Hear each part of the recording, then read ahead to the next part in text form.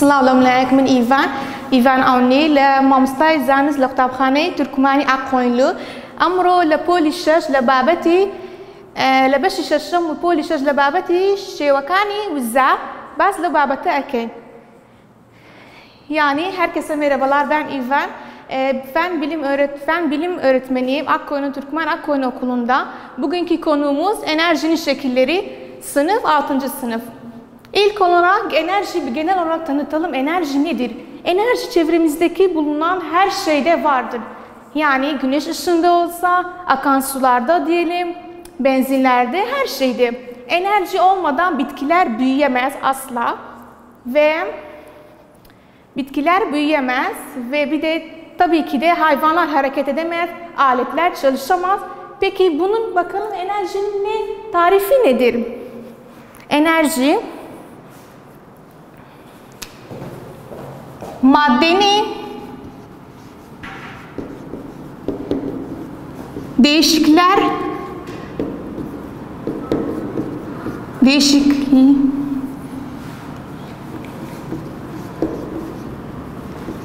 yapma ve hareket etme imkanıdır.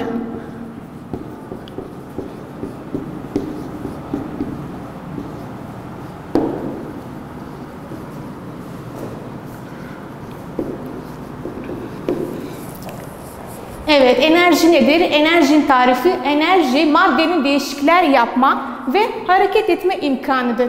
Enerjinin kaç ana tipi var şimdi gelelim? Biz dedik enerji çevremizdeki her yerde. Peki kaç ana tipi var?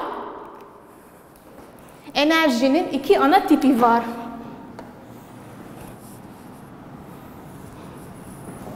Birincisi potansiyel.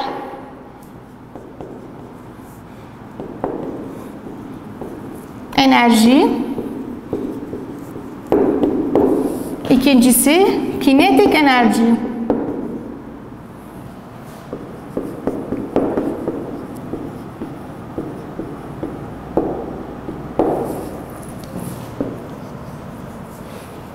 Şimdi bunların da ne olduğunu anlatacağız. Potansiyel enerji yani hareketsiz bir enerji. Tarifi nedir? Bir maddenin doğal şeklini değiştirdiği başka bir enerji şekline girdiği enerjidir. Yani bir örnek verelim. Bu biraz karışık olabilir size. Biz dedik güneş enerjisi dünyanın ana kaynağı enerjisidir. Peki bitkiler güneş enerjisinin, ışık enerjisini emip kendisi için depolanan gıdanı onu ne yaparlar? O enerjiyi, ışık enerjisini kimyasal enerjiye dönüştürürler. Yani gerçek doğal enerjisini, şeklini değiştirip başka bir enerji şekli yarattılar. Ne yaptılar bitkiler? Işık enerjisini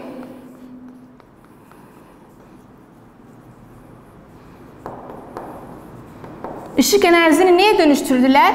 Kimyasal enerji.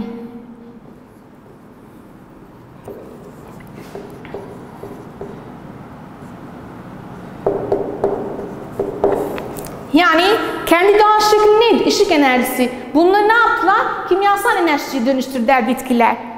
Peki kinetik enerji nedir? Kinetik enerji demek hareket enerjisi demektir. Birçok hareket sonucu meydana gelen enerjidir. Hareket sonucu meydana gelen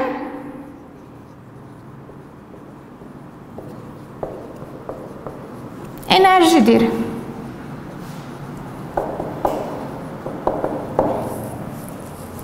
Peki potansiyel enerjinin tarifi nedir? Maddenin kendi doğal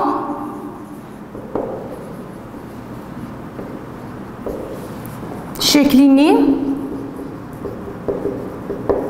değiştirip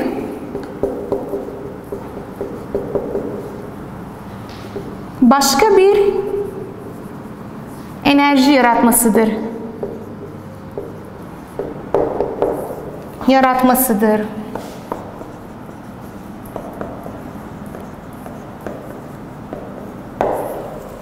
Örnek de verdim size. Bitkiler dedi güneş enerjisini emip kendileri oluşturduğu gıdayı ne oluştururlar? Kimyasal enerji oluştururlar. Yani kendi doğal şekli enerjisi neydi? Işık enerjisi. Bunu ne yaptılar? kimyasal enerji dönüştürdüler. Yani kendi doğal şeklini değiştirip başka bir enerjini yarattılar. Kinetik enerji de hareket sonucu meydana gelen enerjidir. Peki kinetik enerjinin ve potansiyel enerjilerin tabii ki de onların da birçok enerjileri vardır. Potansiyel enerji bildiğimiz üzere örnek verdiğim gibi de kimyasal enerji, esnek enerjisi, yerçekim enerjisi gibi enerjiler. Kinetik enerji ne enerjiler gibi? Işık enerjisi, ısı enerjisi, elektrik enerjisi ve birçok daha enerji. Peki bunların ne zaman ve nerede maksimum enerjiye sahip olduğunu bir bakalım. Şimdi bir örnek vereceğim. Diyelim ki bir elma ağacımız var. Bir elma ağacımız var.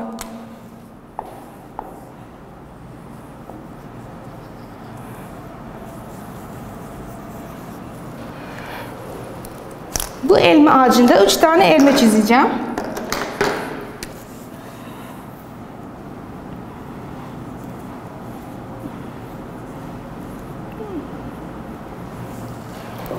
Bunları A, B, C diyelim, isim koyalım.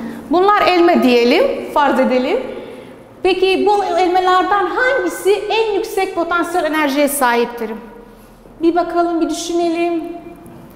Ve hangisinin en maksimum sayıya sahip olduğu anda bu demek ki potansiyel enerji buna bağlıdır.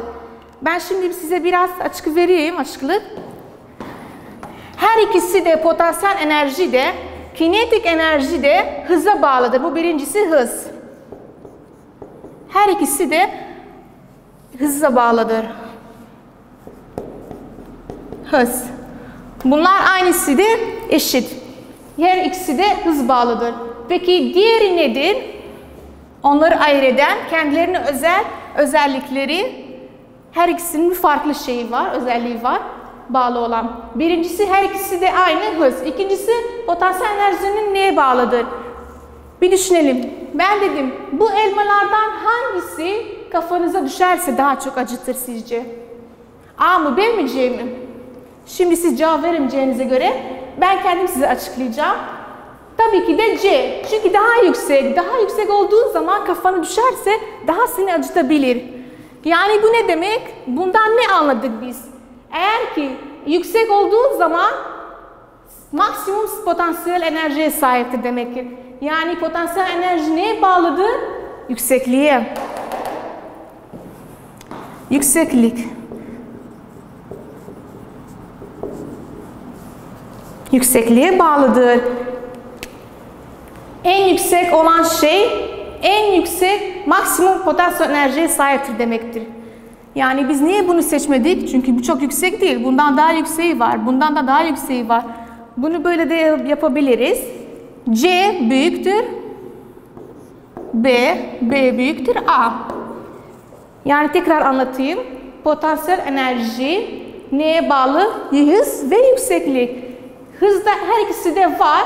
Peki potansiyel enerjisinin tek bağlı olduğu şey, en çok önemli olan yükseklik. En yüksek olan madde her neyse, ona en yüksek maksimum enerji, potansiyel enerjiye sahiptir demek ki. Yani burada ne oldu bu elma ağacında? Bu elma ağacı diyelim. C elması hepsinden daha büyük, yüksek olduğu için, affedersiniz, hepsinden daha yüksek olduğu için maksimum potansiyel enerjiye sahiptir demek ki. Böyle de yazdık. C en yüksek olan maksimum potansiyel enerji.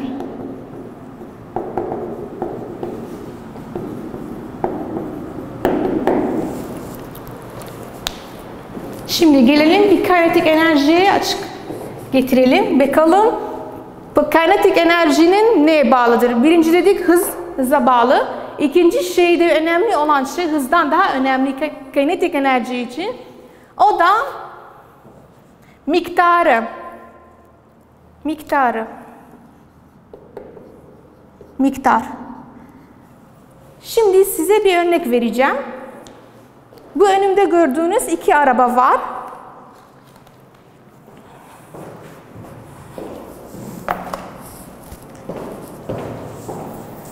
Bu önümde gördüğünüz iki araba, diyelim ki ikisi de aynı hıza sahipler. 200 kilometre hız yapıyorlar.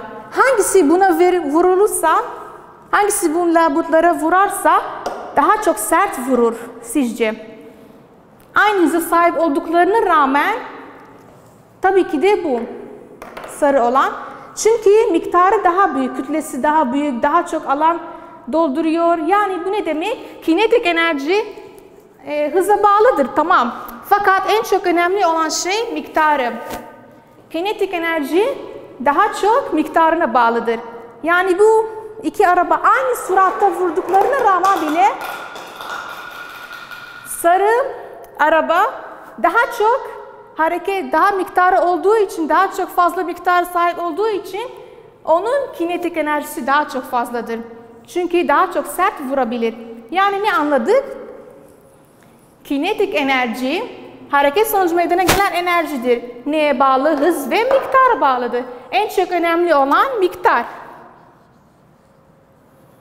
Örnek verdiğim gibi de aynı hıza sahip olmasına rağmen miktarı, kütlesi daha büyük olduğu için labutları daha sert ve vurabilir. Yani önemli olan kinetik enerjide miktar, potansiyel enerjide önemli olan yükseklik. Peki bunlar, şimdi size enerjinin kanununu bir anlatayım.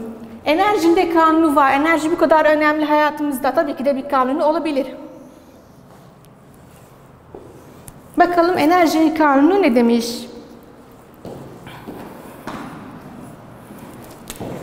Enerji koruma kanunu.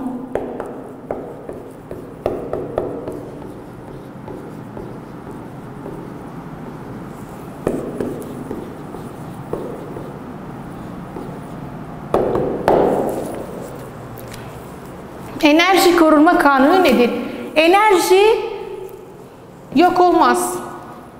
Bu bir. Var olandan bizde yok olan ya var, biz diyoruz ki enerji yok olmaz.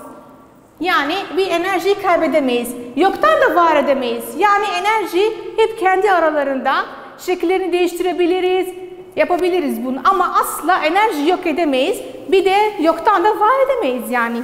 Yani enerji koruma kanunu ne diyor? Enerji yok olmaz. Yoktan da var edilmez. Enerji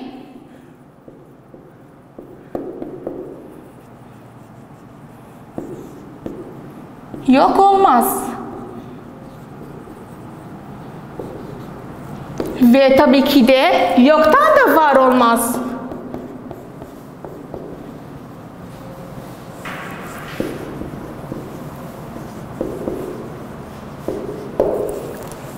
Fakat şekilleri değiştirebiliriz. Potansiyel enerji, kinetik enerjiye dönüştürebiliriz. Işık enerjini kimyasal enerjiye dönüştürebiliriz. Ama bu enerjiler aralarında sadece değişiklikler yapmaya imkanıdır. Yapabilirler. Fakat enerjiler kaybolmazlar. Tamam. Bir genel olarak tekrar anlatayım. Biz dedik enerji çevremizdeki her şeyde bulunur. Güneş ışığı olsa, sular, akan sularda olsa, benzinlerde, bataryalarda, her şeyde. Enerji çok büyük bir şeydi bizim hayatımız için. Peki enerjinin tarifi neydi? Enerji maddenin değişiklikler yapma ve hareket etme imkanıdır. Enerjinin iki ana tipi vardı. Birincisi potansiyel, ikincisi kinetik enerji. Potansiyel enerji neye bağlıydı? Hız ve yükseklik. Peki kinetik enerji neye bağlıydı? Hız ve miktar. Kinetik enerjinin tarifi neydi? Hareket sonucu meydana gelen maddedir. Yani bir madde hareket ediyorsa bunun kinetik enerjisi vardır demek ki. Potansiyel enerji nedir? Maddenin kendi doğal şeklini değiştirip başka bir enerji yaratmasıdır. Örnek verdim size, ışık enerjisini, bitkiler güneş ışığını, ışık enerjisini emip kendileri için oluşturduğu gıdayı kimyasal enerji yaratırlar. Kendi doğal enerjisi neydi? Işık. Işık enerjisi. Bunları değiştirirler. Kimyasal enerji yarattılar. Bakın aynı tarifi gibi.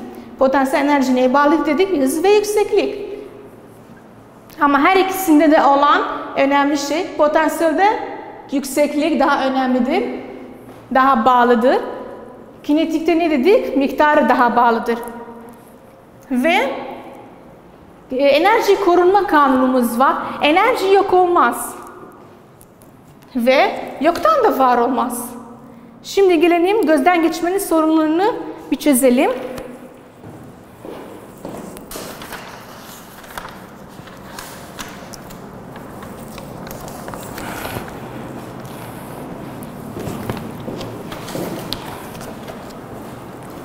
Gözden geçirme soruları 251. sayfada.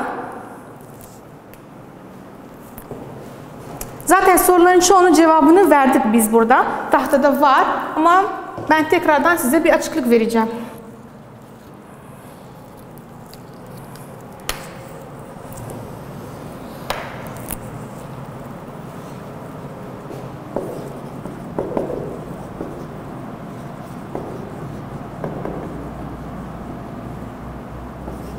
Sayfa 251. Bakalım birinci soru ne diyor?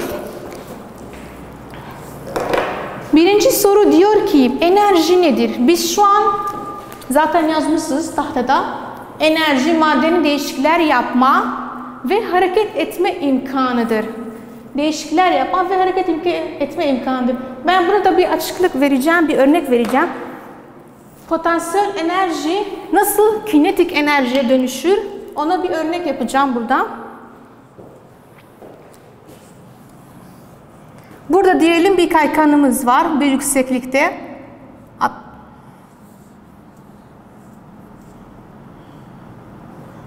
Burada bir kaykanımız var. El ismi pek değil. Diyelim ki bu bir kaykancı. Buradan buraya iniyor. 3 tane var. 1. Buradan da bir yapalım.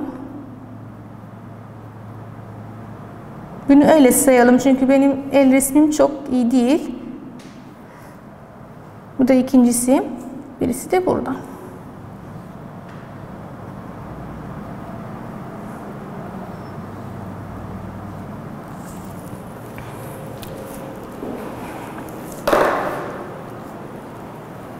Burada da bir tablo yaratalım, çizelim.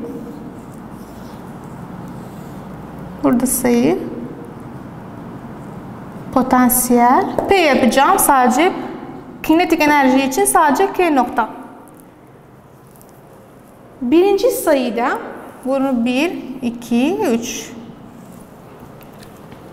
Birinci sayıda biz dedik potansiyel enerji en çok neye bağlıydı? Hatırlıyor musunuz? Potansiyel enerji en çok neye bağlıydı? Kendisi iki şeye bağlıydı ama en çok daha neye dayanırdı? Yükseklik. Peki burada bu kaykanın en yüksek olduğu anda potansiyel enerji kaç olabilir sizde? Yüzde kaç? Biz dedik en yüksek olduğu zaman potansiyel enerjisi maksimumdur. Yani bunu bil şekli yapalım. %100. Potansiyel enerjisi %100'dür.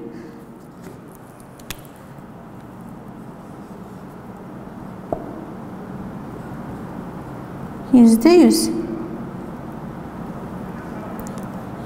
Ben pilleri çizeyim. Bunun içinde. Biraz karışık olabilir ama anlayacağız inşallah. Burada biz dedik potansiyel enerji neye çok bağlıydı? Yüksekliğe. Yani bu kaykan burada neye bağlı?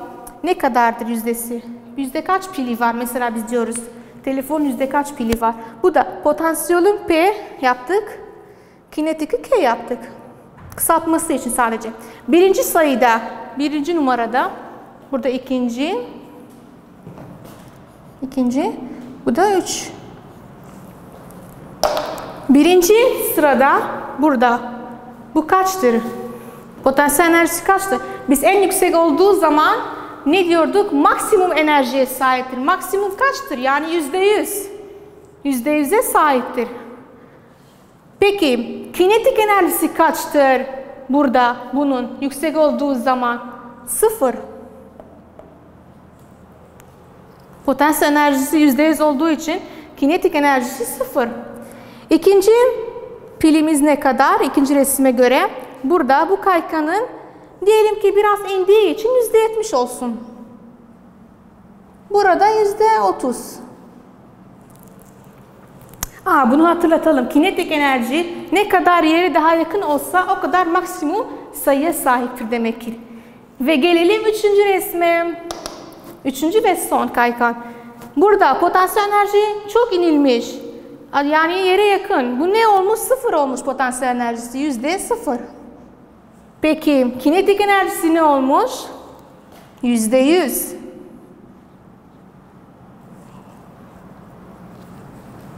%100 olmuş.